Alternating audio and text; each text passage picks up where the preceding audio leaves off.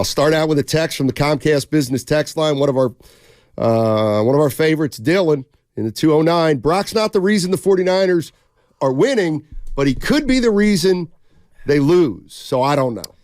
But I think we can say that about everybody. I wonder how right? you slice that, though. I mean, yes, the quarterback position is the most important position in sports. So if your quarterback doesn't play well, you're probably going to lose when it comes to the postseason. And that's why, in a weird way, it's like, okay, if the 49ers for some reason don't win the Super Bowl, I don't know, they'll lose a championship game, they'll lose in the biggest game, I don't know. Like, it probably is because of Brock Purdy. But I think he's also a huge reason why they're going to be in that position anyways. Like, that's just, okay, if Patrick Mahomes has a bad game, the Chiefs are going to lose. If he has a great game, they might win. Like, that's just how it goes. Right, and along the way, you may need to win a game where the quarterback doesn't play well. You know who was really bad yesterday? Dak Prescott. They got their teeth kicked in. I hate to see it. You really do. Let's go out to Gloria. Gloria's in San Francisco. She's a Niner fan. What's up, Gloria? How you doing? Hey, guys. Can you hear me? Loud and clear, yes. Oh, great. Thank you for taking my call on this wet morning. Yeah. I want to chime in on Brock Purdy. I think Brock is the absolute best quarterback that could do the things that Shanahan wants in his offense. He's very poised under pressure. He reads the defenses. He knows how to look you off. He can throw receivers open. He's not the most athletic, but he's athletic enough. And I know that occasionally he'll throw an interception, but he has a short memory, and he gets out there and executes. I think that they nailed it with this consummate professional who has had 4 years of college ball. He's well-grounded. And I think all those intangibles fits well in Kyle Shanahan's offense.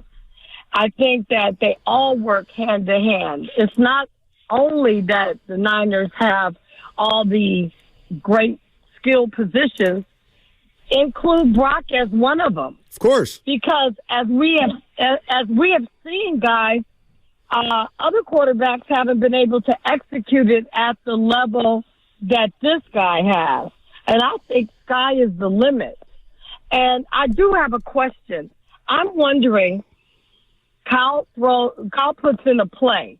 You think that he gives Brock the opportunity that if that play doesn't work, that whatever he sees that may work, he could go for it? I'll tell you what, I don't know the specifics, but I would say generally it's obvious he trusts Purdy more than any other quarterback. But Gloria was right on the money. And here's the other thing about the Shanahan-Purdy thing. The more I think about it, one of the reasons it's working is because Shanahan can coach Purdy the way he wants to coach somebody.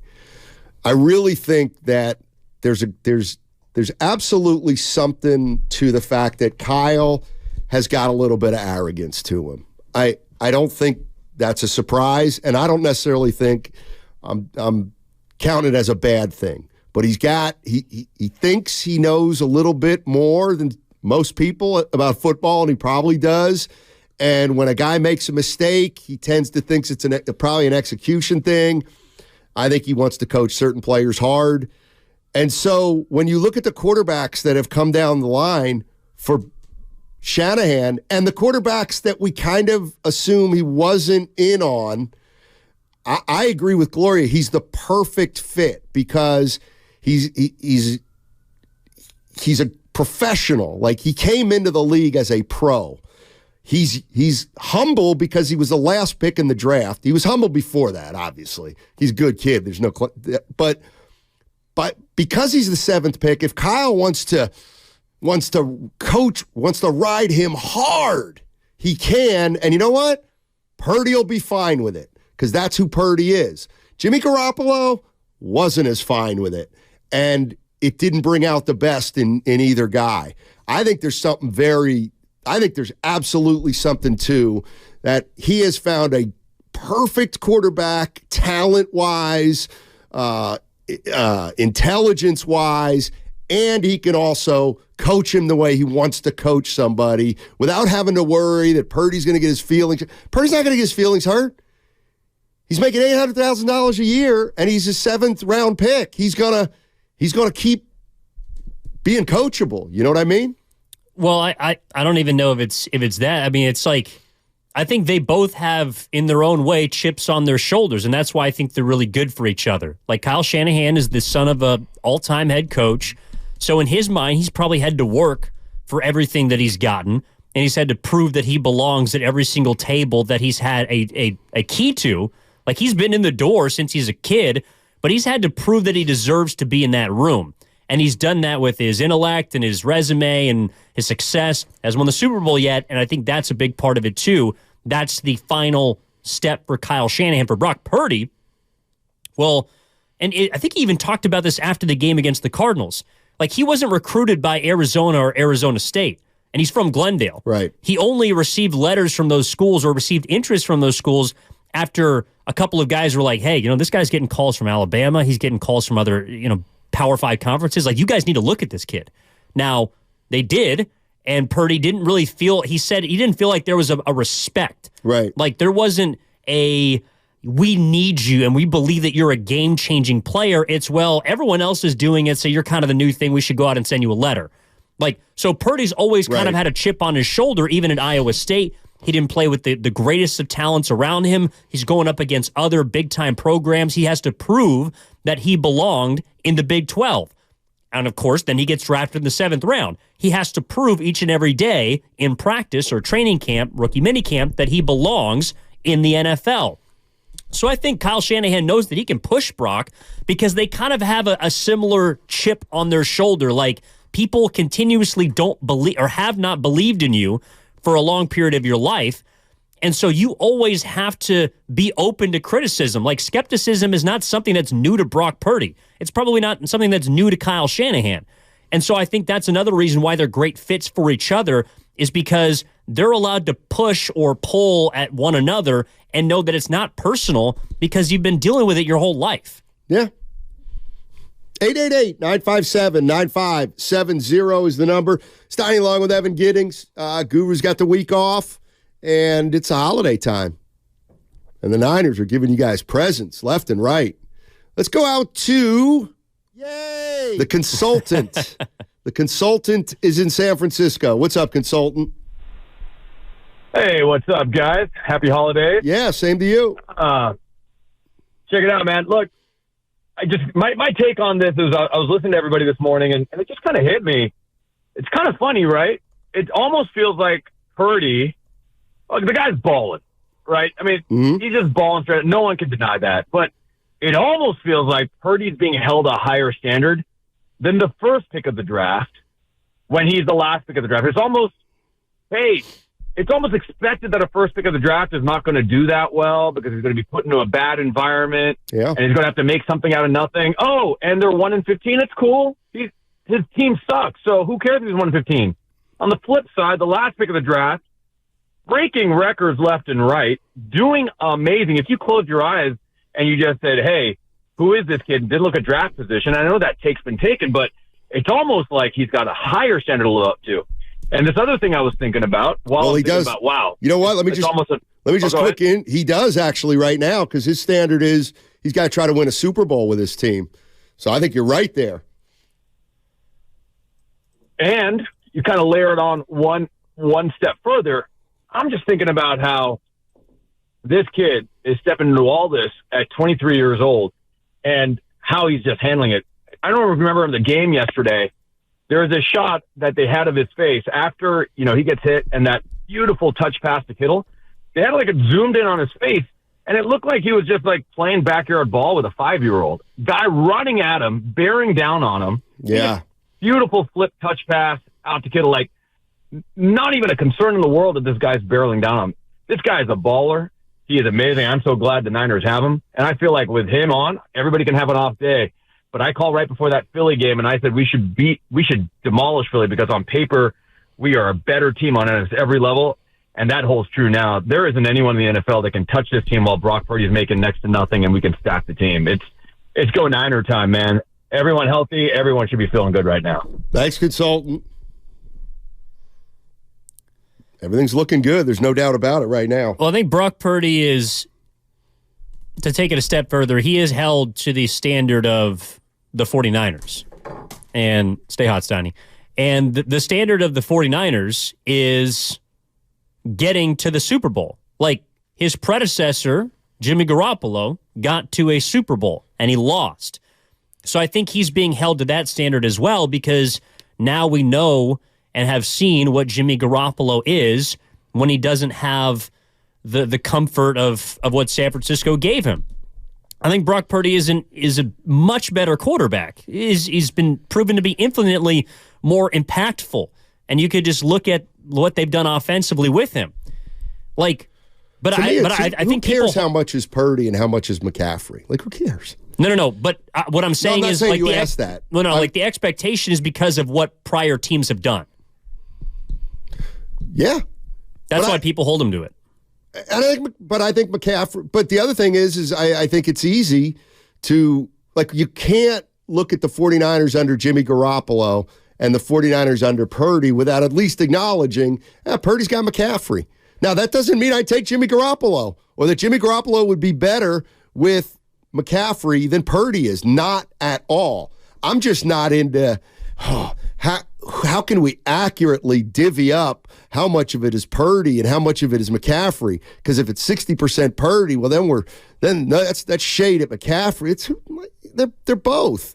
The two of them have come in, and one of them has significantly upgraded the running back position, and the other one has significantly upgraded the quarterback position. Plain and simple. That's the way I look at it, and I look at it now as though if you give Purdy time, I don't think he's going to lose you a game. I just don't. Well, and I think that's, well, I mean, yes, like if you give most quarterbacks time, they'll be pretty good.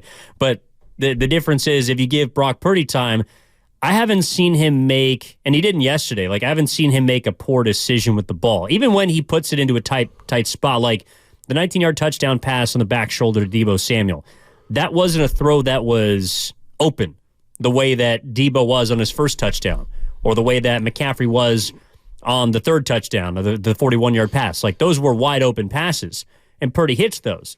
But he can also hit Ayuk on a 3rd and short, in which the ball is placed an inch or two beyond the hand of the defensive back.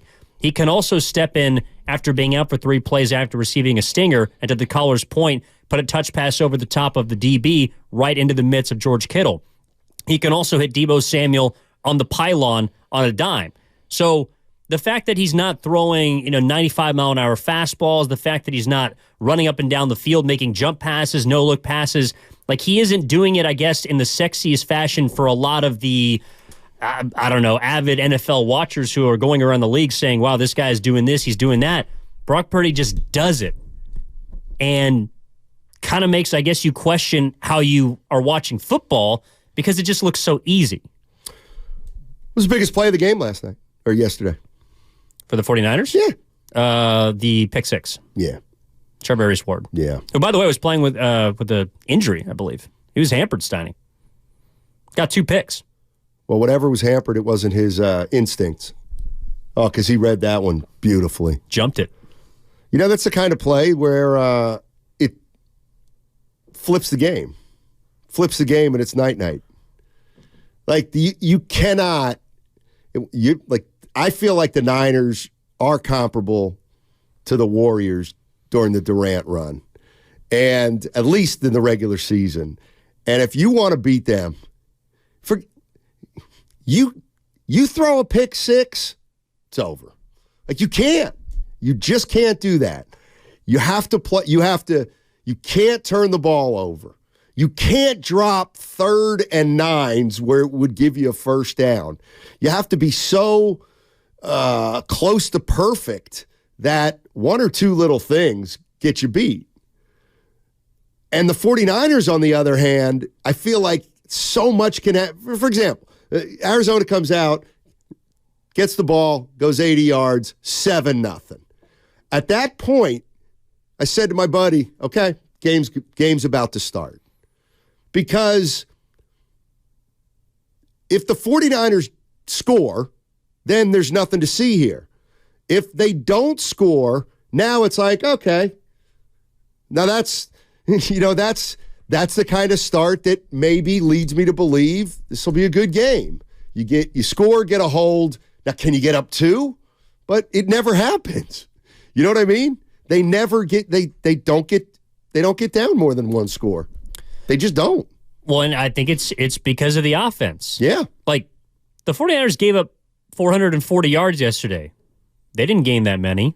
They gave up 234 yards rushing. They gave up 6 yards of play. They gave up 29 points. And they won by 16.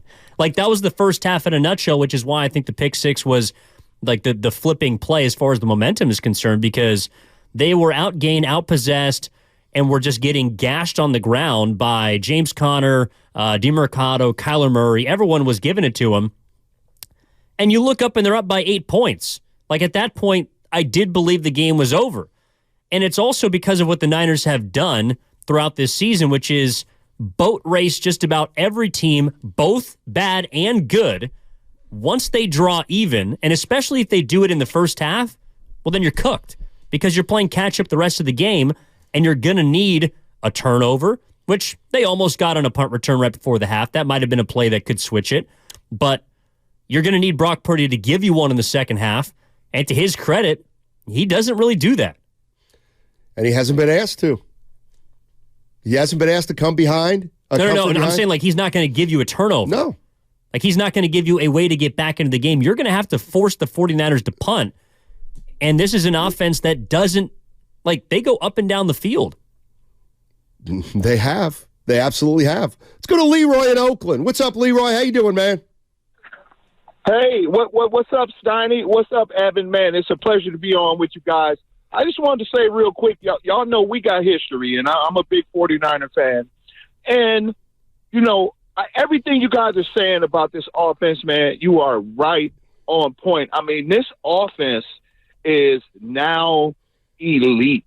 I mean, they are elite. I would say they're a little better than the 49ers defense now.